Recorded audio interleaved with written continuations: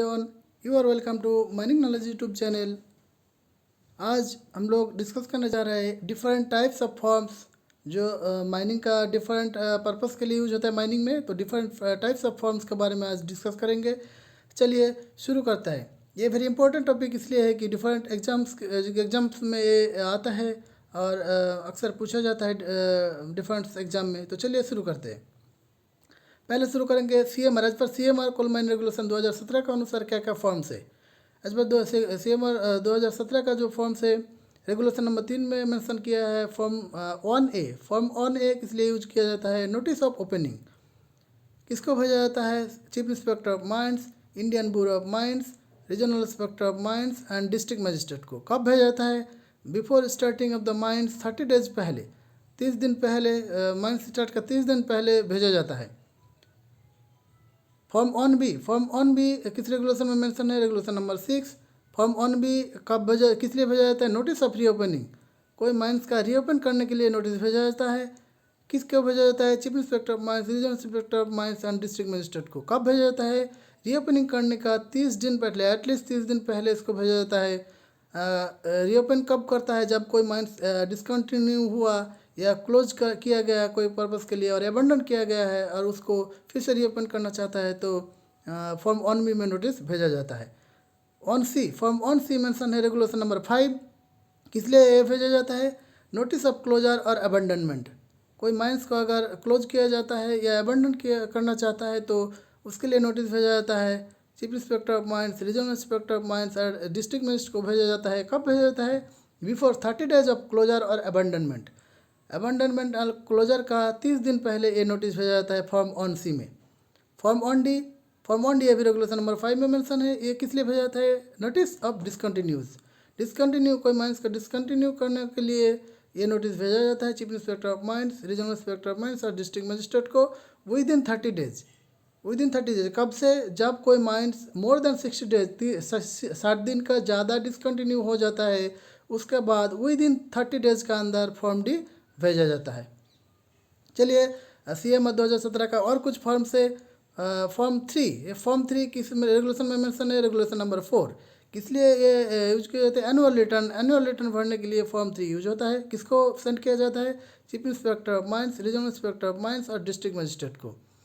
कब भेजा जाता है? किस इंटरवल में भेजा जाता है? ऑन और before 1 February of every year और इन रेगुलर केसेस, और जब 30 दिन before within 30 days of ownership change, closure और अबंडनमेंट, कोई माइंस अगर बंद किया जाता है, क्लोज किया जाता है और अबंडन होता है, यानी ओनरशिप चेंज होता है, तब विद इन 30 डेज फॉर्म 3 में एनुअल रिटर्न भेजा जाता है। और with in 60 days of discontinuous, कोई माइंस का अगर डिसकंटिन्यू किया जाता है तब विद इन 90 डेज फॉर्म 3 में एनुअल रिटर्न भेजा जाता है। फॉर द प्रीसीडिंग ईयर, पिछले साल का लिए या विद इन जो मेंशन टाइम बताया इसका अंदर फॉर्म 3 में एनुअल रिटर्न भेजा जाता है। Form 2A, B, C, D, E, ये 4 फॉर्म है। फॉर्म रेगुलेशन नंबर 7 में मेंशन किया गया है। क्या क्या फॉर्म है? 2A, 2B, 2C, 2D, 2E। ये कब भेजा जाता है? विद इन 7 डेज का अंदर ये भेजा जाता है। किसको भेजा जाता है? Chief inspector of mines, regional inspector of mines को भेजा जाता है। और ये सब फॉर्म किस लिए यूज किया जाता है? इसका सब्जेक्ट क्या है? चलिए देख लेते हैं। Form 2A, change in the name of the mine, mines का अगर चेंज होता है तो फॉर्म 2A में नोटिस भेजा जाता है। चेंज इन माइन ओनरशिप, अगर माइंस का ओनरशिप चेंज होता है तो फॉर्म 2B में भेजा जाता है notice. Change of owner, agent और मैनेजर का एड्रेस, ओनर, एजेंट और मैनेजर का एड्रेस चेंज होता है तो फॉर्म 2C में नोटिस भेजा जाता है। अपॉइंटमेंट ऑफ ओनर, एजेंट और मैनेजर को होता है, अपॉइंटमेंट ओनर, एजेंट और मैनेजर का अपॉइंटमेंट होता है तो फॉर्म 2D में नोटिस भेजा जाता है। और टर्मिनेशन ऑफ ओनर, एजेंट और मैनेजर को अगर टर्मिनेट किया जाता है तो फॉर्म 2E में नोटिस भेजा जाता है। किसको? चीफ इंस्पेक्टर ऑफ माइंस और रीजनल इंस्पेक्टर ऑफ माइंस को भेजा जाता है। कब? With in 7 days.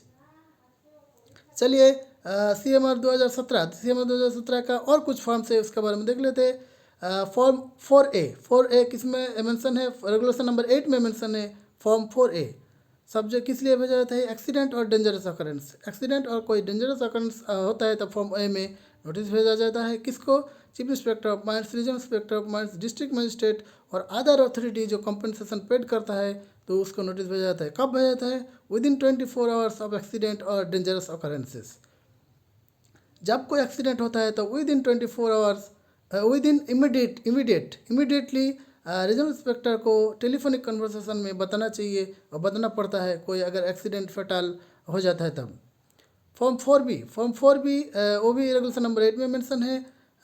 इसका किस लिए भेजा जाता है? पर्टिकुलर्स ऑफ इंजूर्ड और डिजीज पर्सन, कोई पर्सन अगर इंजर्ड हो जाता है, डिजीज हो जाता है, तब उसको बारे में फॉर्म 4B में नोटिस भेजा जाता है। किसको? Chief inspector of mines, regional inspector of mines, district magistrate और अदर अथॉरिटी जो कंपनसेशन पेड करता है। कब भेजा जाता है? विद इन 7 डेज का अंदर फॉर्म 4B भेजा जाता है। अब देख लेते हैं फॉर्म 4C, ये भी रेगुलेशन नंबर 8 में मेंशन है। ये किस लिए भेजा जाता है? जब कोई इंजर्ड पर्सन ड्यूटी में रिटर्न करता है, ड्यूटी आता है, तो ड्यूटी आने का विद इन 15 डेज उसका बारे में पर्टिकुलर्स भेजा जाता है चीफ इंस्पेक्टर ऑफ माइंस को।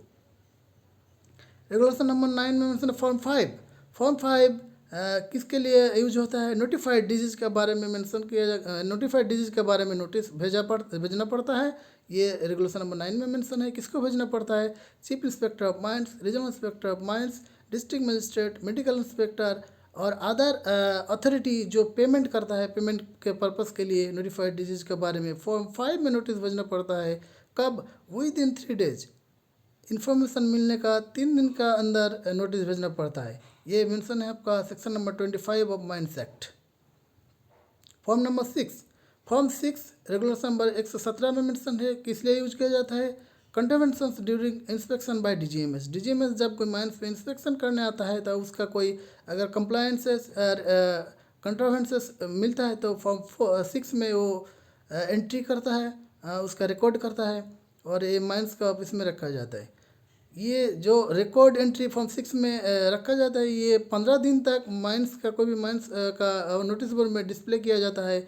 और एंट्री का विद इन 15 डेज के अंदर क्या क्या एक्शन लिया गया है, ये एक्शन के बारे में फिर से रिपोर्ट भेजना पड़ता है जो कंसर्न इंस्पेक्टर है उसको या चीफ इंस्पेक्टर ऑफ माइंस को। अब फॉर्म 7 ये मेंशन है रेगुलेशन नंबर 28। ये क्या है? ये मैनेजर्स चार्ज रिपोर्ट। कोई माइंस का मैनेजर अगर चेंज होता है, कोई एक मैनेजर आता है, दूसरा मैनेजर एक मैनेजर चला जाता है, दूसरा मैनेजर इनकमिंग मैनेजर आता है, तो both manager incoming and outgoing दोनों मैनेजर साइन करके ये फॉर्म भेजता है किसको? रीजनल इंस्पेक्टर को। तो ये हो गया सारे फॉर्म एज पर कोल माइन रेगुलेशन 2017। अब आते हैं एज पर माइन रूल्स का रिलेटेड कुछ फॉर्म्स है, फॉर्म देख लेते हैं। फॉर्म ए किस लिए यूज किया जाता है? Notice regarding working hours and details of employees का डिटेल्स एंड वर्किंग आवर्स के बारे में मेंशन किया जाता है, रिकॉर्ड किया जाता है फॉर्म ए। फॉर्म बी किस लिए यूज करता है? रजिस्टर ऑफ ओटी और ओवर टाइम और ओटी के रजिस्टर यूज होता है फॉर्म बी। फॉर्म डी किस लिए यूज किया जाता है? Register for underground open cast mining और सरफेस माइनिंग्स का अटेंडेंस। ये अटेंडेंस रजिस्टर है, जो अंडरग्राउंड हो, ओपन कास्ट हो या सरफेस का हो, सब एम्प्लॉय के लिए यूज किया जाता है। फॉर्म ई किस लिए यूज किया जाता है? Compensatory day of rest, EL counting and payment. Compensate कोई आदमी अगर पूरा हफ्ता भर काम किया है तो उसके लिए जो कंपनसेटरी डे रेस्ट फिक्स किया जाता है तो वो मेंशन किया जाता है। अर्निंग लीव का इनकेसमेंट, अर्निंग लीव का काउंटिंग, ये सब के जो रिकॉर्ड रहता है ये फॉर्म ई में रहता है। माइन रूल का अनुसार और कुछ फॉर्म है। फॉर्म जे किस लिए यूज किया जाता है? रिटर्न ऑफ रिपोर्टेबल एक्सीडेंट्स और रिपोर्टेबल इंजरी का रिटर्न भेजा जाता है फॉर्म जे में। कब भेजा जाता है? वंस इन एवरी 3 मंथ्स, हर एक 3 महीना का अंदर 3 महीना इंटरवल में भेजा जाता है। किसको? चीफ इंस्पेक्टर को भेजा जाता है फॉर्म जे में। फॉर्म के किस लिए यूज किया जाता है? रिटर्न ऑफ माइनर इंजरी का रिटर्न भेजने के लिए फॉर्म के यूज किया जाता है। ये ईयरली बेसिस पे भेजा जाता है। फॉर्म एल ये information regarding EL earning leave का रिगार्डिंग इन्फॉर्मेशन रहता है फॉर्म एल में, और ये भेजा जाता है एवरी ईयर 20 जनवरी के अंदर एवरी ईयर इसको फॉर्म एल भेजा जाता है। माइन रूल के अनुसार और कुछ फॉर्म्स है। चलिए, इतना सारे फॉर्म्स है लेकिन ये बहुत इजी तरीके से आसानी से आप लोग याद रख सकते हैं। जैसे आप देख लीजिए, पहला 3 फॉर्म MNO एक ही रिलेटेड है। M क्या है? Notice of IME initial medical examination और PME पीरियोडिक मेडिकल एग्जामिनेशन। तो IME और PME इनिशियल और पीरियोडिकल मेडिकल एग्जामिनेशन के बारे में नोटिस दिया जाता है एन में। एन में क्या है कि अगर फर्स्ट चांस में कोई नोटिस नहीं मिला तो सेकेंड एंड फाइनल नोटिस दिया जाता है IME और PME का रिलेटेड। और वो है जो रिपोर्ट ऑफ मेडिकल एग्जामिनेशन, जो मेडिकल एग्जामिनेशन हुआ है उसके बारे में रिपोर्ट है, यानी MNO। एक है फर्स्ट नोटिस, एन है सेकेंड नोटिस, ओ है रिपोर्ट। हो गया आपका तीनों फॉर्म। अब आइए फॉर्म पी। फॉर्म पी में क्या है? Medical standard of fitness of person employed. Medical standard of fitness of person employed, जो पर्सन एम्प्लॉयड है उसका मेडिकल स्टैंडर्ड के बारे में फॉर्म पी है। फॉर्म पी ऑन क्या है? Medical standard of fitness of person employed in mines, जो माइंस में पर्सन एम्प्लॉयड है उसके बारे में मेडिकल स्टैंडर्ड है। तो पी और पी ऑन लगभग एक ही है, याद रखने का बहुत इजी तरीका है। एक है नॉर्मल पर्सन के लिए, सबके लिए, और एक है जो माइंस से एम्प्लॉयड है वो पर्सन के लिए। अब चलिए देख लेते हैं QRS। QRS ये तीनों फॉर्म लगभग रिलेटेड एक ही है। QRS, क्यू क्या है? Notice of medical re examination by appellate board. ये अपीलेट बोर्ड का री एग्जामिनेशन के लिए नोटिस दिया जाता है फॉर्म क्यू में। फॉर्म आर में क्या होता है? Second and final notice for re examination by appellate board. Appellate board द्वारा री एग्जामिनेशन के लिए सेकेंड और फाइनल नोटिस दिया जाता है आर में। और एस में क्या है? जो री एग्जामिनेशन हुआ है उसका रिपोर्ट भेजा जाता है, रिपोर्ट दिया जाता है फॉर्म एस में। यानी QRS ये तीनों एक ही रिलेटेड है। एक है री एग्जामिनेशन का नोटिस, आर है री एग्जामिनेशन का सेकेंड और फाइनल नोटिस, और एस है री एग्जामिनेशन का रिपोर्ट। यानी MNO एक साथ है, QRS एक साथ है, और P और P लगभग रिलेटेड है स्टैंडर्ड के बारे में।